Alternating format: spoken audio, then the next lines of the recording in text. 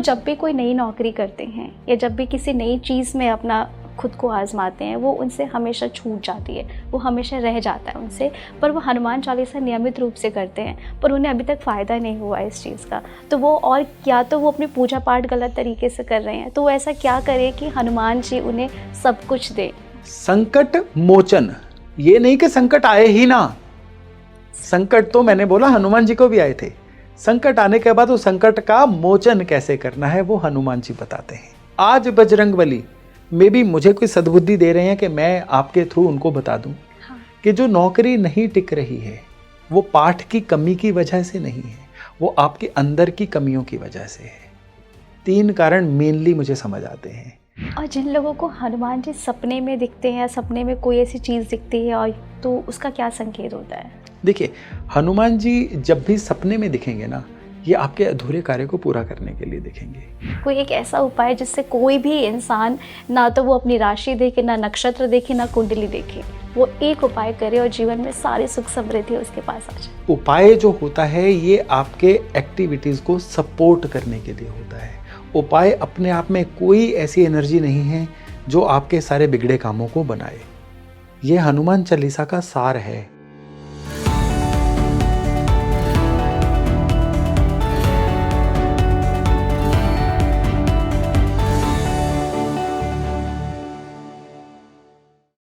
Hello and welcome to speaking tree. मैं सोनी भारद्वाज आप सभी का स्वागत करती हूँ। देखिए, आज का ये जो पॉडकास्ट है ना, ये उन सभी भक्तों के लिए है, उन सभी लोगों के लिए है जो हनुमान जी के भक्त हैं।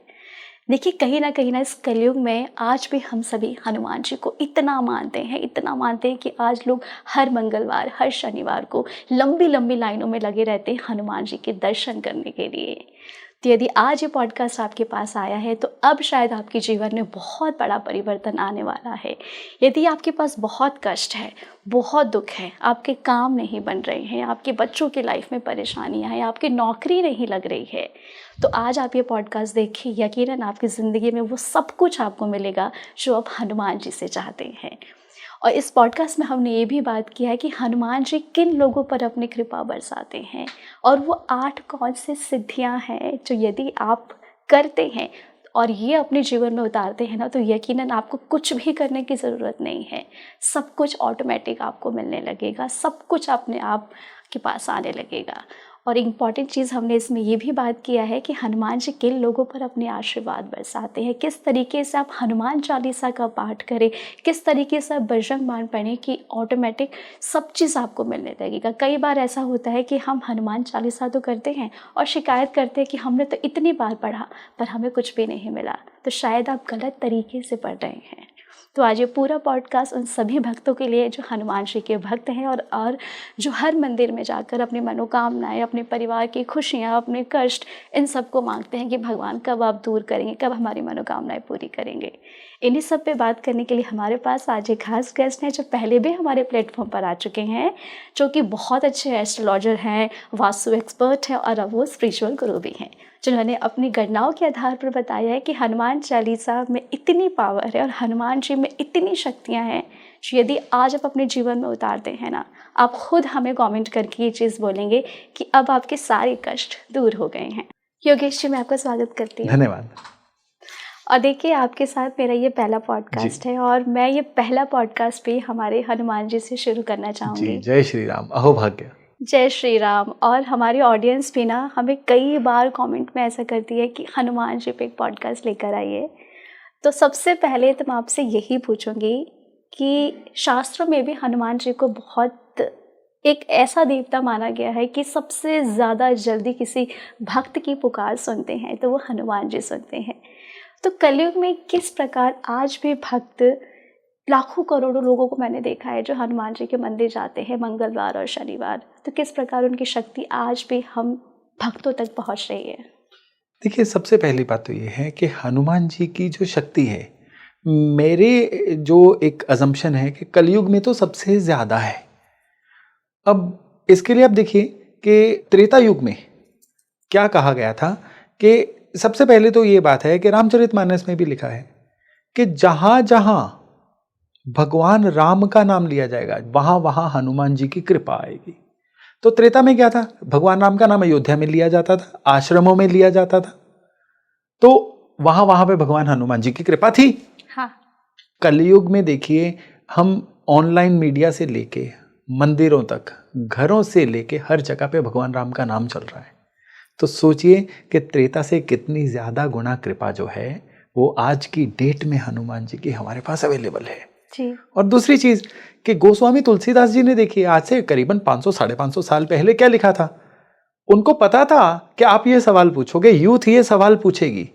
उन्होंने लिख दिया था, चारों युग प्रताप तुम्हारा है प्रसिद्ध जगत उजियारा, कि हर युग में आपका प्रताप होगा, त्रेता युग हो, सतयुग हो, द्वापर युग हो या कलयुग हो, हनुमान जी का प्रभाव जो है चारों युगों में रहेगा और ये हमें रास्ता दिखाएगा। अब ये बात है ना, कलयुग की हम अगर चर्चा ही कर रहे हैं तो आप मुझे एक बात बताइए कि क्या द्वापर युग में या त्रेता युग में क्या सूर्य नहीं था? क्या सूर्य की रोशनी नहीं थी? तो वो तो आज भी है। हाँ। अगर सूर्य की रोशनी तब थी, हनुमान जी की कृपा तब थी, तो आज भी सूर्य की रोशनी है और हनुमान जी की भी उतनी ही कृपा आज भी है। वाह, बहुत ही खूबसूरत। योगेश जी, एक बात बताइए कि आज हम सभी ना बहुत चमत्कारों पर बहुत यकीन करते हैं कि हनुमान जी ना हमारे कष्टों को हरते हैं, हमारे दुखों को दूर करते हैं, लेकिन एक आम इंसान ये कैसे समझेगा कि जब वो भगवान के दर्शन करके आ रहा है तो उन पे हनुमान जी ने अपनी कृपा बरसा दी है? क्या परिवर्तन आएगा उस आम इंसान के जीवन में? देखिए, सबसे पहली बात तो ये है कि जब तक हम ये समझते रहेंगे ना कि समस्याएं हम क्रिएट करें और उनका समाधान हनुमान जी हमारे लिए करके दें, तो ये थोड़ा सा गड़बड़ हो जाएगी। ऐसा नहीं है। अब हनुमान जी दो काम हमारे लिए जीवन में बड़ी प्रबलता से करते हैं। पहला, हमें वो वाली हिम्मत और शक्ति देते हैं जिससे कि हम अपनी समस्या को स्वयं सुलझा सकें। जो इंसान अपनी समस्या को स्वयं नहीं सुलझाना चाहता, हनुमान जी उसकी सहायता नहीं करते हैं। इसको अंडरलाइन कर लीजिए। हनुमान जी आपके पीछे हाथ रख के खड़े हैं, गिरने नहीं देंगे। आपको समस्या अपनी खुद सुलझानी है।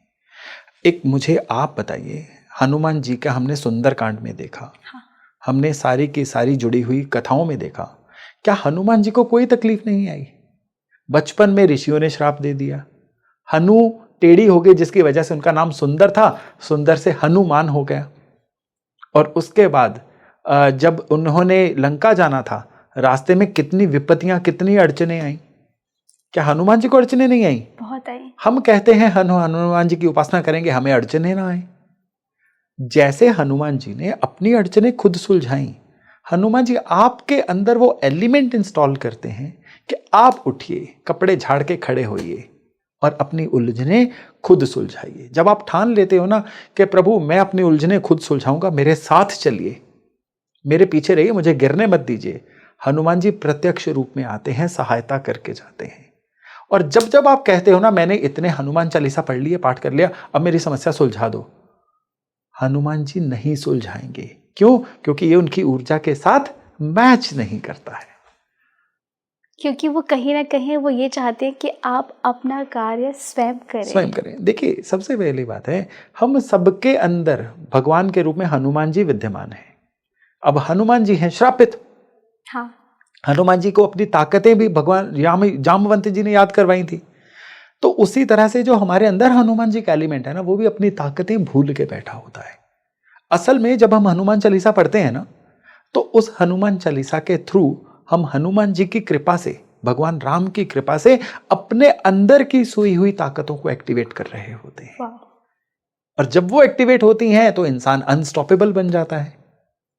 तो ये हनुमान जी का तत्व है जो भगवान राम की कृपा से हमारे अंदर होता है और हनुमान जी की ही कृपा से हम उसको जागृत करते हैं। अभी आपने ना हनुमान चालीसा का नाम लिया। एक ऐसा इतना बड़ा मिथ है योगेश जी, जो मुझे खुद भी नहीं पता चला आज तक। ऐसा लोग कहते हैं कि बजरंग बाण आपको हमेशा नहीं पढ़ना चाहिए, हनुमान चालीसा आप कभी भी पढ़ सकते हो। आपके अनुसार सबसे ज़्यादा पावरफुल क्या है? देखिए, बजरंग बाण हो, संकट मोचन हो, हनुमान अष्टक हो, हनुमान बाहुक हो, ये ऑलमोस्ट सारे गोस्वामी तुलसीदास जी ने लिखे हुए हैं। लेकिन इन सबसे पहले और सबसे ज़्यादा जो प्रभावशाली तरीके से लिखा गया वो हनुमान चालीसा है। 40 दोहों का संग्रह है इसमें, और ये सारे का सारा अपने आप में पावर पैक्ड है। हनुमान चालीसा एक मात्र ऐसा पाठ है जिसको आप उसके एक दोहे को भी बार बार पढ़ लोगे ना, रोग है ना, नासे रोग हरे सब पीरा, जपत निरंतर हनुमत बीरा। दिक्कत है ना, सिर्फ ये दोहा बोलिए, संकट से हनुमान छुड़ावे, मन कर्म वचन ध्यान जो लावे। अगर आपको प्रेत बाधा का या डर लग रहा है किसी चीज से, तो सिर्फ यही पढ़िए ना, भूत पिशाच निकट नहीं आवे, महावीर जब नाम सुनावे। हर दोहे का अपना इंडिविजुअल मीनिंग भी है, लेकिन यहां पे एक चीज याद रखिए, हनुमान चालीसा अपने आप में एक पावर हाउस है। हनुमान चालीसा की सबसे पहली लाइन क्या है? बुद्धिहीन तनु जानिके सुमिरो पवन कुमार। अब इसी में सारे का सारा इंस्टॉलेशन कोड है हनुमान चालीसा का। क्या कि हम में बुद्धि नहीं है, हम तनु क्या है? माई सेल्फ, कि मैं बुद्धिहीन हूं। हम आजकल मैनेजमेंट की क्लासेस में क्या पढ़ते हैं? Unlearn to learn. नई चीज पढ़नी है तो पिछला जो समझ के आए उसको घर पे छोड़ के आओ, अपना बर्तन खाली करके आओ। बर्तन उल्टा रखोगे ना, कुछ नहीं भर पाएगा उसमें। तो बुद्धिहीन तनु जानिके सुमिरो पवन कुमार, मैं अपना बर्तन खाली करके रख रहा हूं। अब हनुमान जी से किसी ने पैसा नहीं मांगा, तरक्की नहीं मांगी।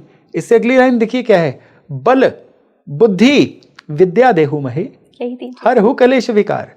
जिसके पास बल है और बुद्धि भी है और उसके पास विजडम है, विद्या है, क्या वो धनी नहीं हो सकता? बहुत। क्या वो सुखी नहीं हो सकता? धन सुख आफ्टर प्रोडक्ट्स हैं, बाई प्रोडक्ट्स हैं। हम क्या कहते हैं? प्रभु कर्जा खत्म कर दो, इनकम बढ़ा दो, मैं आपके 108 हनुमान चालीसा पढ़ूंगा। हाँ। अरे वो हनुमान चालीसा की ऊर्जा के विपरीत है ना। उनसे बल लेने के लिए, बुद्धि लेने के लिए, विद्या लेने के लिए पढ़िए ना हनुमान चालीसा। अब विद्या का मतलब आपकी टेक्स्ट बुक नहीं है जिसका एग्जाम होना है मार्च में। यहां विद्या का मतलब है जीवन के एक्सपीरियंस से अपग्रेड करना, सीखना, विद्यावान होना, मां सरस्वती की कृपा आना, हनुमान जी के आशीर्वाद से।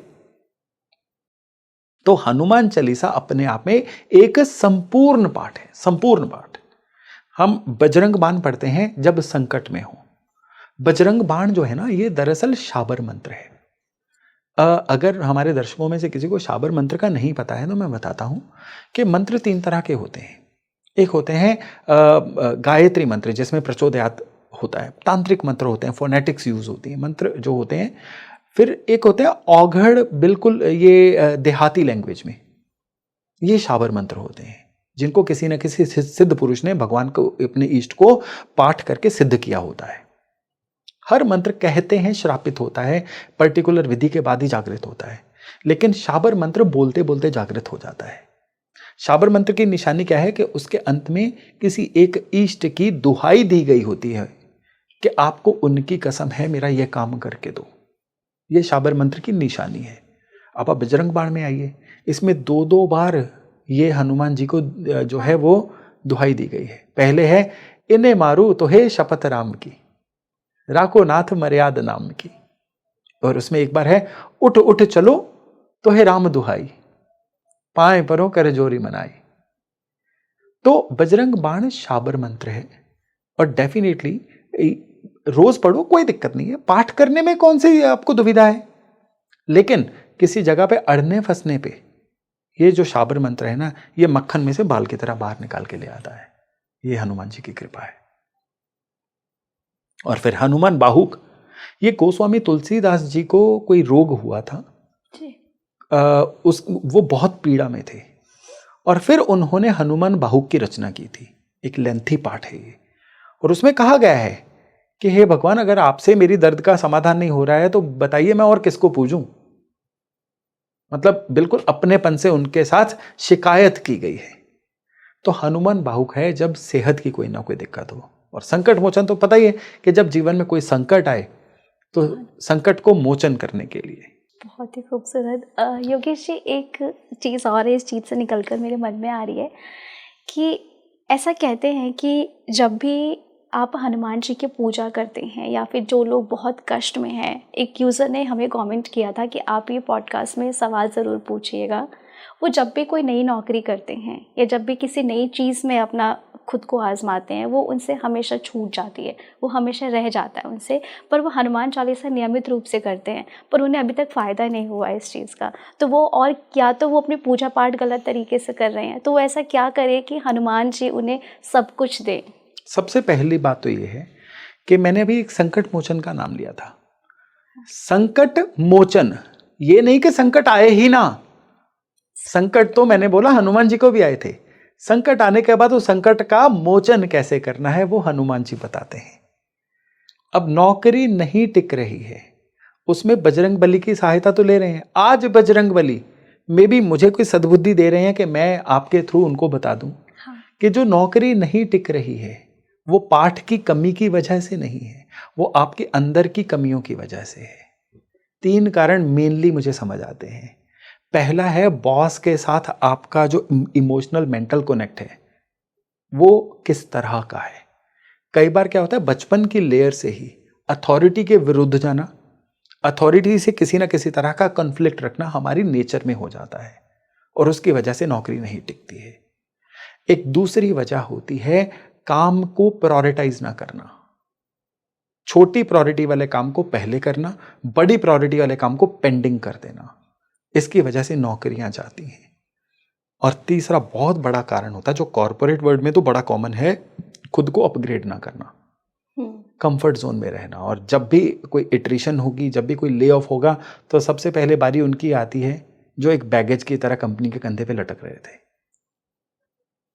तो आप अपने आप को अपग्रेड करते रहो।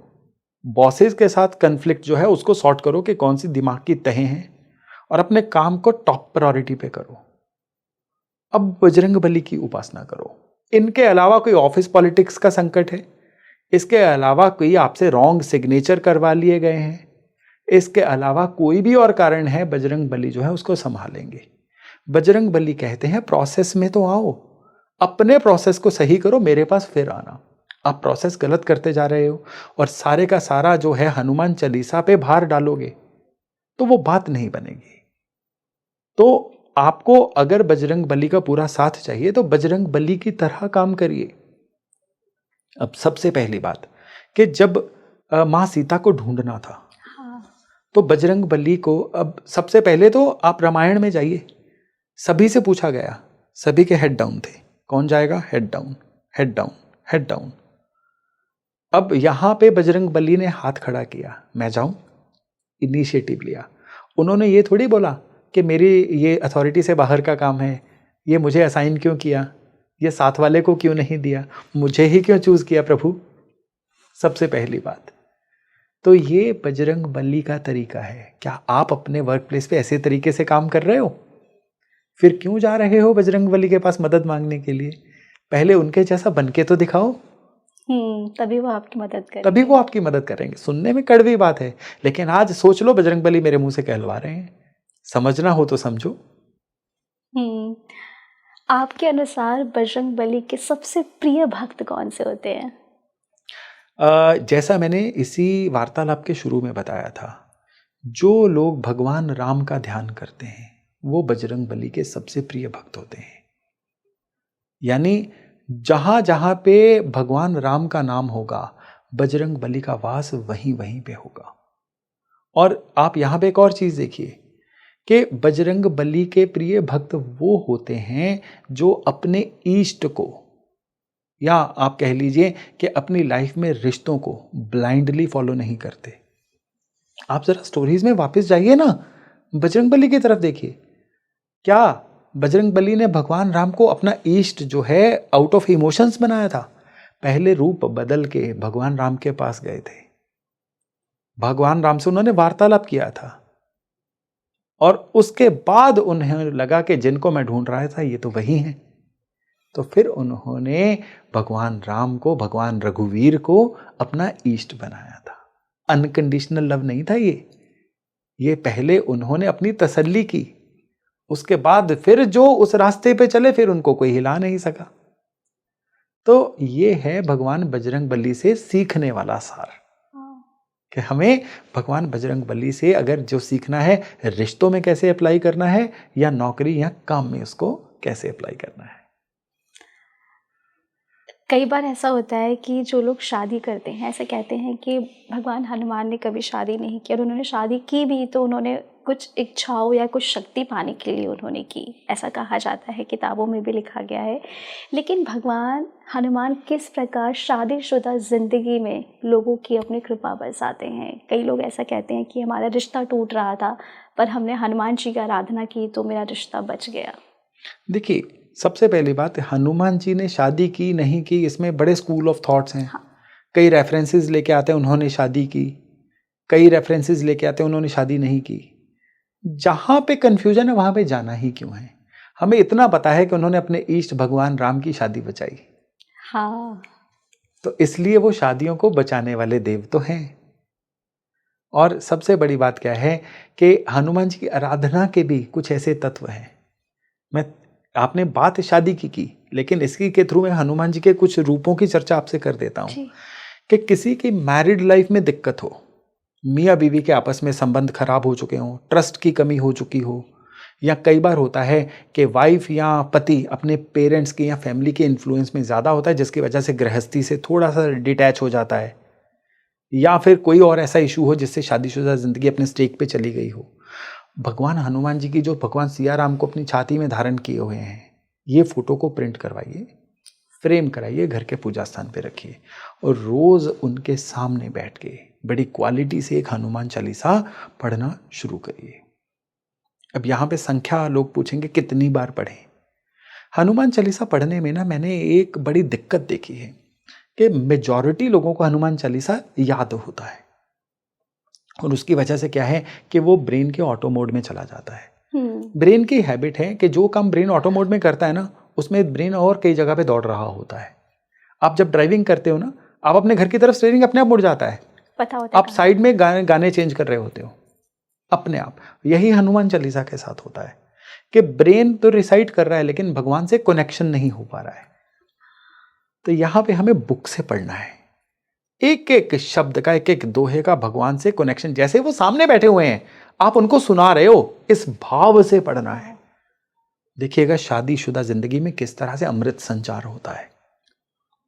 अब यहीं किसी की लाइफ में मुकदमे आ गए, कोई केस ही बढ़ गया, किसी से लड़ाई झगड़ा हो गया, किसी टैक्सेशन मैटर को लेके कोई विवाद हो गया, नोटिस आ गया, समन आ गए, कोई ऐसी चीज हो गई जिसमें मुकदमे या पुलिस का डर है। अब क्या करना है? विजयी हनुमान, सदा विजयी हनुमान, झंडा लहराते हुए हनुमान जी की फोटो लो, उसको घर के पूजा स्थान पे रखो। अब उनके सामने बैठ के हनुमान चालीसा रोज पढ़ना शुरू करो। उनको आना ही पड़ेगा ना। हर हनुमान चालीसा से पहले थोड़ी देर श्री राम जय जय राम, श्री राम जय जय राम, फिर करो हनुमान चालीसा। अगर भगवान को मजबूर करना है ना, मानव रूप में आपकी मदद करके जाएं, तो ये तो जरूर ही करो। कोई घर में बीमार है, उसको दवा ही नहीं लग रही है या सही से डायग्नोज नहीं हो रहा है, संजीवनी बूटी उठाए हुए हनुमान जी, वैद्य हनुमान, उनकी फोटो रखो। अब उनके सामने हनुमान चालीसा पढ़ना शुरू करो। ज्यादा है ना, तांबे के लोटे में जल रखो, हनुमान चालीसा पढ़ने के बाद ब्लो करो, फूंक मारो उसमें, ये मरीज को पिलाओ, ये अब अमृत बन जाएगा। अब डायग्नोज भी हो जाएगा, अब दवा भी लगनी शुरू होगी। घर के अंदर नेगेटिविटी है, ऐसी एनर्जी है कि घर आते ही एनर्जी एकदम से लो हो जाती है। आप बड़ा सोच के आते हो आज शाम को ना ये टास्क पूरा करके सोऊंगी, ये तो करना ही है। घर जाके एकदम से बैटरी लो, या घर के मेंबर्स आपस में झगड़ रहे हैं, समझ ही नहीं आ रहा है घर के अंदर कलेश क्यों है भाई, इतना कौन सी नजर लग गई घर को। ऐसे केस में भी भगवान बजरंगबली, पंचमुखी हनुमान जी की फोटो रखिए, उनके आगे हर रोज एक दिया जलाइए गाय के घी का, और फिर पढ़िए हनुमान चालीसा। देखिए कि उस घर की एनर्जी के अंदर जीवन का संचार किस तरह से होता है। ये है ताकत हनुमान चालीसा की। बस भगवान आपको एक दिशा देते हैं कि वो वाला स्वरूप अपने अंदर इंस्टॉल करो जिस स्वरूप से आप सहायता चाहते हो। और कई केसेस हैं जहां पे शादी नहीं हो रही है, जहां पे संतान नहीं हो रही है, या फिर कई लोगों को ना बच्चों को लेके बड़े इश्यूज हैं कि हमारा बच्चा हमारा कहना नहीं मानता है, अजीब सी हैबिट्स में है, पढ़ाई में फोकस नहीं कर पाता है, बड़ी टेंशन में, इसका क्या बनेगा। उस केस में वरदान मुद्रा वाले हनुमान जी की फोटो रखो और उस वरदान मुद्रा वाले हनुमान जी के सामने बैठ के हनुमान चालीसा पढ़ो। बच्चे से पढ़वा दो, आप पढ़ लो। अगर बच्चा नहीं मानता है, आपने ही करना है, काम करो ना। अब आपको ना, अब जो उपाय बताने जा रहा हूं ना, ये ओवरऑल है, हॉलिस्टिक उपाय है भगवान हनुमान जी की कृपा पाने के लिए। बड़ा जबरदस्त उपाय है। मौली होती है ना, लाल मौली, इसका एक आप गुच्छा ले लो या गोला ले लो, लाल पीली नहीं होनी चाहिए, ओनली रेड। इसको रखो घर के पूजा स्थान पे। पहले थोड़ी देर श्री राम जय राम का भजन करो, जल पकड़ो हाथ में, संकल्प करो अपना नाम, शहर का नाम, प्रॉपर डेट बता के कि प्रभु आज से आपका 108 हनुमान चालीसा का स्मरण शुरू करना है, तो आप प्रकट होकर हमारी सहायता करिए। जल छोड़ दो जमीन पे संकल्प करके।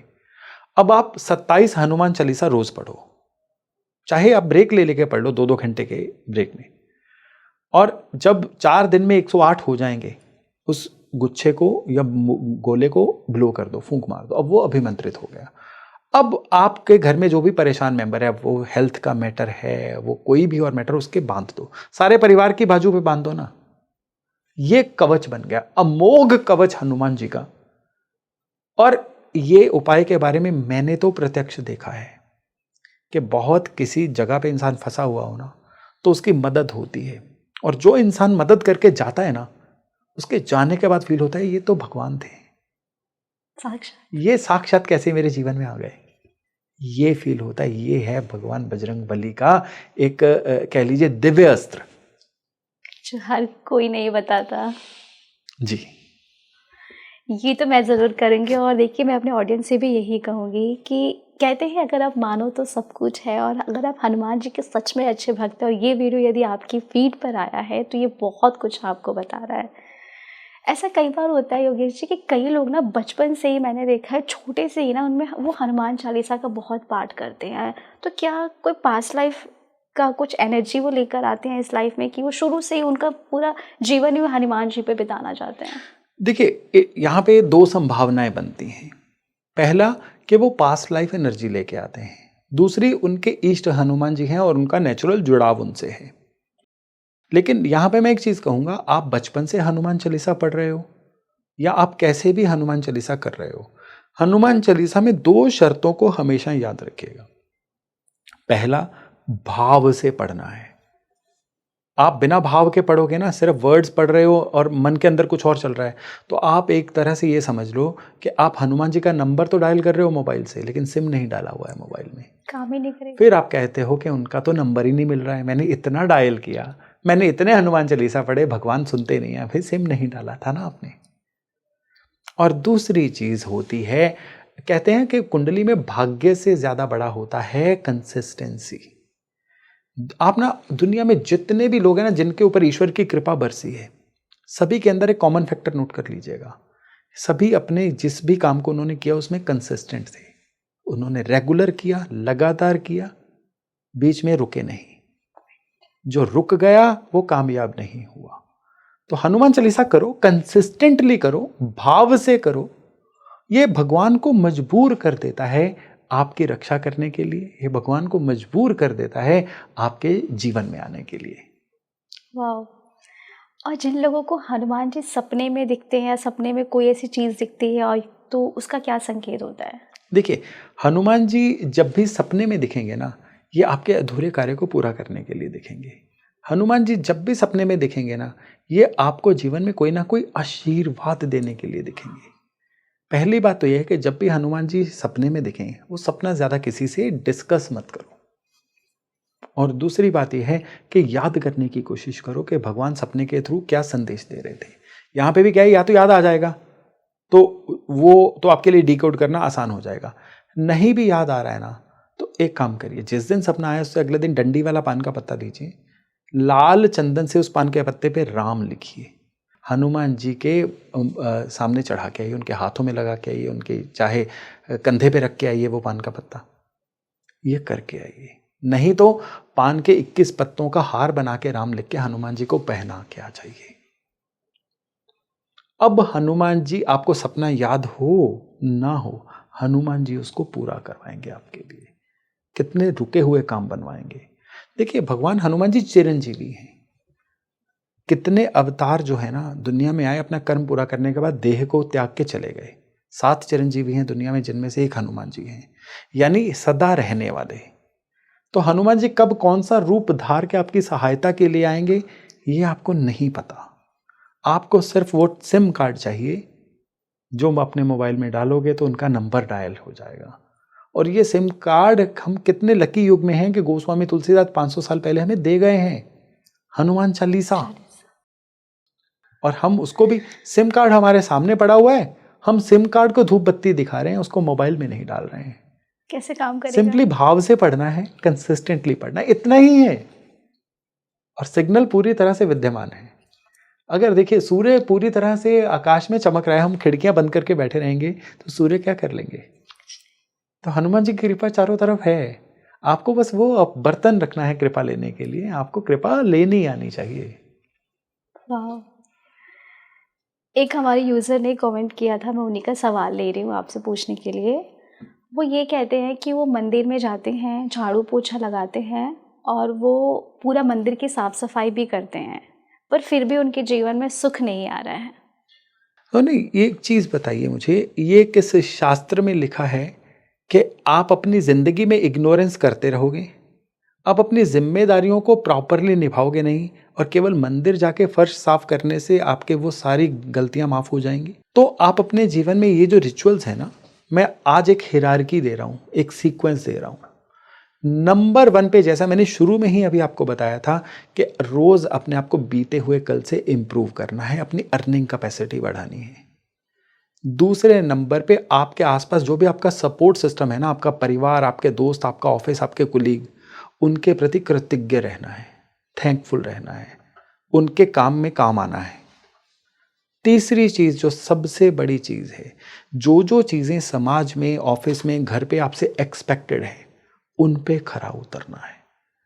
सुनने में ना ये बातें बोझिल, फिलॉसफिकल लग रही हैं, कोई नहीं करना चाहता। क्यों? दुनिया चूरन चटनी मांगती है, दुनिया शॉर्टकट्स मांगती है। अब चौथे नंबर पे आइए, अब करिए प्रभु के मंदिर की सेवा। अब जो एनर्जी लेके आओगे ना, कुछ तो बड़ा ही लेके आओगे।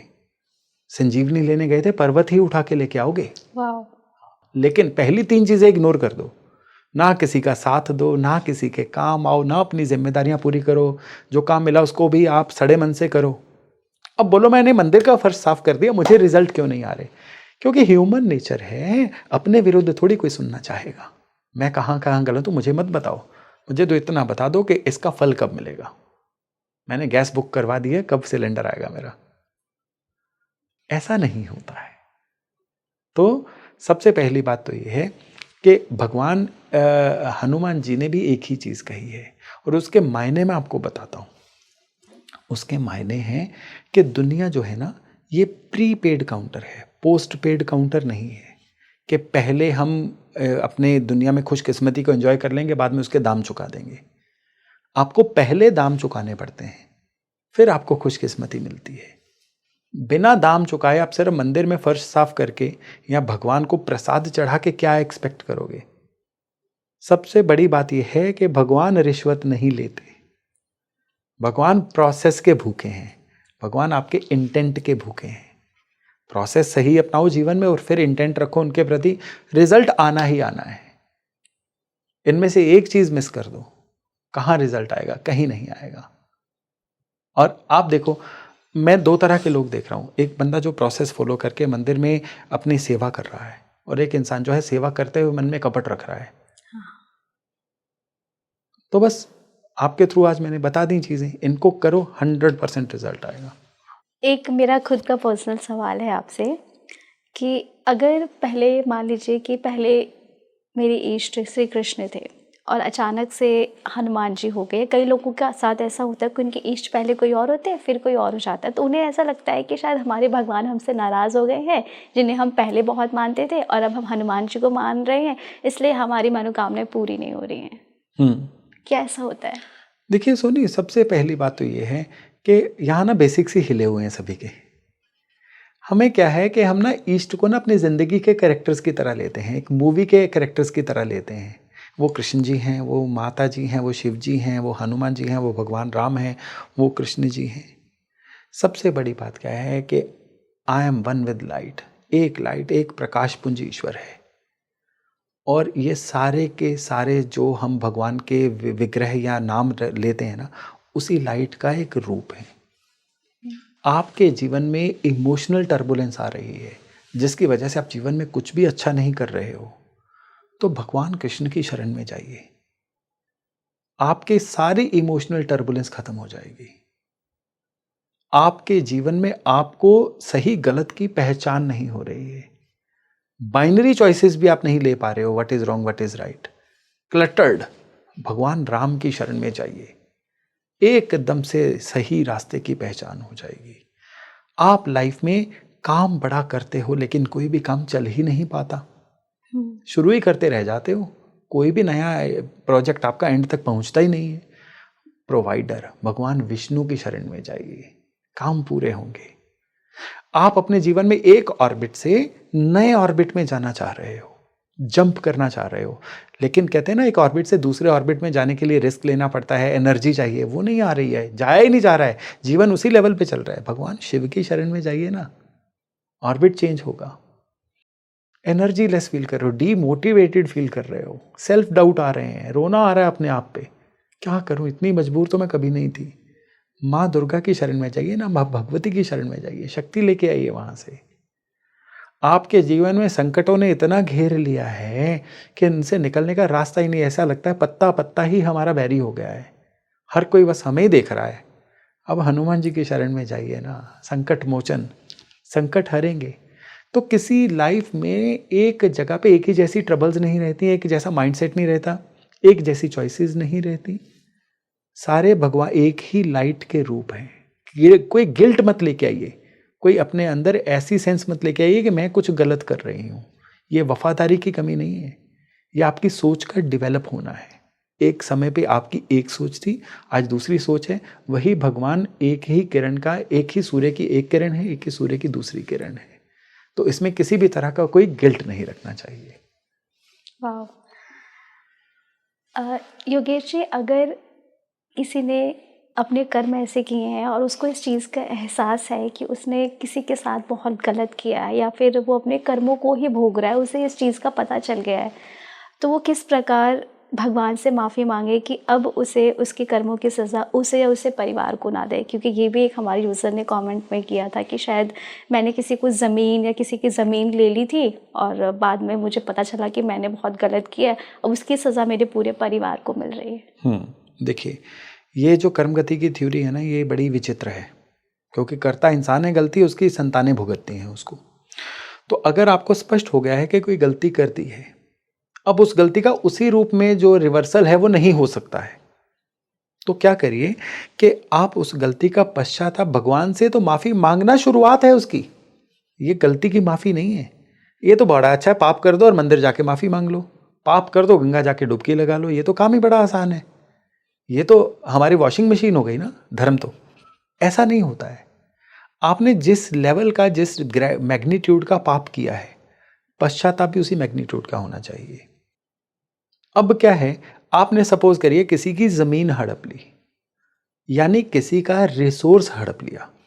किसी एक इंसान को रिसोर्सफुल बना दीजिए और किसी इंसान को रोजगार पैदा करके दे दीजिए, किसी इंसान के जीवन में ऐसा वैल्यू ऐड कर दीजिए ताकि उसको और उसके बच्चों को जो है कमा के खाने की चिंता ना रहे।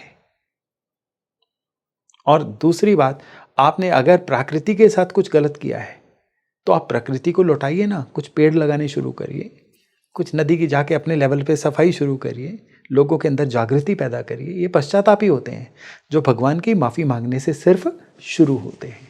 वाह, तो ये उन लोगों के लिए जिन्होंने हमसे ये क्वेश्चन किया था।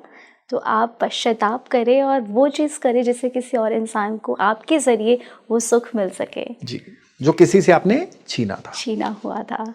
इस पॉडकास्ट को एंड करने से पहले एक लास्ट क्वेश्चन मैं आपसे पूछूंगी कि आप कोई एक ऐसा उपाय बताएं जिससे हर एक इंसान के जीवन में सारे कष्ट, सारे दुख, सारे विपत्तियां, या फिर उन्हें लगता है कि वो रिश्ते में हमेशा धोखा खाते हैं, लोग उन्हें चीट करते हैं, वो रिश्ते बनाते हैं पर वो कंटिन्यू नहीं कर पाते हैं और इस वजह से वो मेंटल एंजाइटी या डिप्रेशन में चले जाते हैं। लगता है कि सारा दुनिया का बोझ सिर्फ उन्हीं के ऊपर है। कोई एक ऐसा उपाय जिससे कोई भी इंसान, ना तो वो अपनी राशि देखे, ना नक्षत्र देखे, ना कुंडली देखे, वो एक उपाय करे और जीवन में सारी सुख समृद्धि उसके पास आ जाए। यहाँ पे मैं एक डिस्क्लेमर दूंगा उपाय देने से पहले, कि कभी उपाय जो होता है ये आपके एक्टिविटीज़ को सपोर्ट करने के लिए होता है।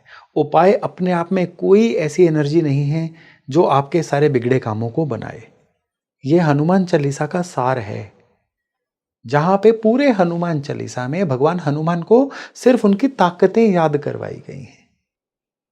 तो सबसे पहली बात तो ये है कि हनुमान चालीसा रोज सुबह पढ़ना है। लोगों के अंदर एक बहुत ज़्यादा है कि सुबह मत पढ़ो, शाम को पढ़ो। अब जहां आपकी शाम है, दुनिया में किसी एक जगह तो सुबह है, तो ये थोड़ी है कि हनुमान जी उधर उस समय की वहां की शिफ्ट कर रहे हैं। तो हनुमान जी 24 घंटे उपलब्ध हैं ये ऊर्जा। लेकिन हनुमान चालीसा से पहले 1-2 मिनट के लिए श्री राम जय राम प्रसन्न मन से करिए। उसके बाद हनुमान चालीसा का पाठ करिए। हर लाइन के अंदर एक जीवन जीना शुरू करिए, जैसे कि वो पूरी की पूरी पिक्चर आपके सामने चल रही हो। तुम उपकार सुग्रीव है कीना, राम मिलाए राजपद दीना, तुमरो मंत्र विभीषण माना, लंकेश्वर भय सब जग जाना। जिन आपको दोहों का मतलब नहीं पता है, आजकल ऑनलाइन ट्रांसलेशंस अवेलेबल हैं, समझ लो पहले, ताकि आपके भाव के अंदर कोई कमी ना आए। और दूसरी बात कि कुछ भी हो जाए, कोई भी दुविधा आ जाए, ये आपकी कंसिस्टेंसी खत्म नहीं होनी चाहिए। ये रेमेडी करो और फिर देखो कि आपके जीवन से संकट किस तरह से खत्म होते हैं, आपके जीवन से परेशानियां किस तरह से खत्म होती हैं। योगेश जी, एक और सवाल है, बहुत मन में हो रहा है पूछने का, कि हनुमान चालीसा का टेक अवे क्या है? टेक अवे मतलब कि हनुमान चालीसा से हम सीख क्या सकते हैं? क्या सकते हैं? देखिए, सबसे पहले तो हनुमान चालीसा से एक चीज हम सीख सकते हैं कि हम हर ताकत हमारे अंदर भरी हुई है, हमें सिर्फ वो याद करनी है। लेकिन अब हनुमान चालीसा के सबसे बड़े टेक अवे पे आइए। वो है, हनुमान चालीसा के बीच में एक लाइन है, अष्ट सिद्धि 9 निधि के दाता स्वर दीन जानकी माता। कि हनुमान जी, आपके पास 8 सिद्धियां हैं और 9 निधियां हैं जो आपको मां जानकी ने प्रदान की हैं। अब इसमें टेक अवे क्या है? इसमें सबसे बड़ा टेक अवे है 8 सिद्धियां। सिद्धि क्या है? सिद्धि है वो हर काम जिसको बार बार करके हम सिद्ध कर लेते हैं, जो हमारी मसल मेमोरी में चला जाता है, वो सिद्धि है। जैसे मैं अभी उदाहरण दे रहा था आपके ड्राइविंग की, हाँ। कि ड्राइविंग हमारी सिद्धि हो जाती है, अपने आप गाड़ी चलती है, वो ड्राइविंग है, वो सिद्धि है। जो काम रूटीन में होता है वो हमारे लिए सिद्ध हो जाता है। तो हनुमान जी के पास 8 सिद्धियां थी, अणिमा, महिमा, लघिमा, गरिमा, 8 सिद्धियां थी।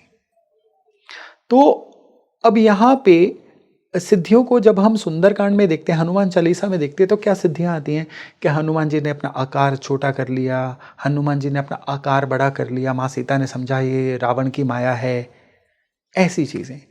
इनको रियलिटी में लेके चलिए तो रियलिटी में क्या पता चलता है? Hanuman ji was a diplomat, जो एक मिशन पे आए थे। आज की डेट में आपके पास क्या सिद्धि होनी चाहिए? अपना आकार लघु करने की सिद्धि नहीं, वो तो मायावी कहलाओगे ना, आप लोग डर जाएंगे।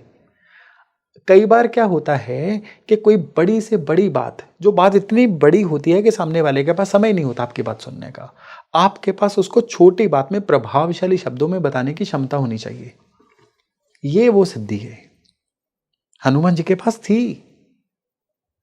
और एक सिद्धि है जिसमें होता है कि कई बार ना बात इतनी मामूली या छोटी होती है कि सामने वाला उसको समझता सोचता ही नहीं, टाइम ही नहीं देता अपना। उसको इतने प्रभावशाली ढंग से कहने का तरीका आना चाहिए कि सामने वाले के लिए वो बात कंपलसरी बन जाए। आज की डेट में मार्केटिंग कंपनियां इसको यूज करती हैं। आप कभी वो चैनल्स में नाप तोल टीवी आता था, जिसमें वो टावल भी इस तरह से बेच देते थे कि हमें लेना ही पड़ जाता था कि इसको नहीं लेंगे तो क्या ही हो जाएगा। ये वो सिद्धि होती है जिसमें मामूली बात को भी बढ़िया तरीके से प्रेजेंट किया जाए। आप देखिए ना कि आप किसी बड़े नेता या किसी बड़े ऑफिसर के पास जाइए, लंबी बात करके देखिए, वहां पे वो करने ही नहीं देंगे। वो बोलेंगे एक लाइन में लिख के दे दो, काम हो जाएगा। तो इस तरह से 8 सिद्धियां, 8 तरह की आपकी विशेषताएं हैं जो आपको अपने जीवन में डेवलप करनी है। और जब आप वो 8 चीजों में सिद्ध हो जाते हो तो आपके जीवन में 9 निधियां अपने आप आ जाती हैं। यह हनुमान चालीसा का सबसे बड़ा टेक अवे है। और ये सबसे बड़ा टेक अवे मुझे खुद आज पता चला, जबकि मैं खुद उनकी इतनी बड़ी भक्त हूँ। जय हो। जय हनुमान। और देखिए, इस पॉडकास्ट को एंड करने से पहले मैं आप लोगों से भी यही चीज़ कहूँगी कि हनुमान जी भी उन भक्तों की मदद करते हैं जो खुद की मदद करते हैं, और वो हमेशा आपके भाव को देखते हैं कि आपका भाव क्या है उनकी भक्ति की तरफ। और हर एक चौपाई में, हर एक पंक्तियों में उनकी शक्तियों का वर्णन है, उनके बारे में बताया गया है। तो यदि आप ये सारी चीज़ें करते हैं, जो भी उपाय बताए हमें योगेश जी ने, वो सारे फॉलो करते, तो यकीनन आपकी ज़िंदगी के सारे कष्ट, सारे दुख अपने आप दूर हो जाएंगे। यदि फिर भी कुछ आपके सवाल है जो हमसे पूछना चाहते हैं, तो हम नेक्स्ट पॉडकास्ट में आपके सभी सवालों को लेकर ज़रूर आएंगे। तब तक के लिए मैं आप सभी का धन्यवाद करती हूँ। शुक्रिया।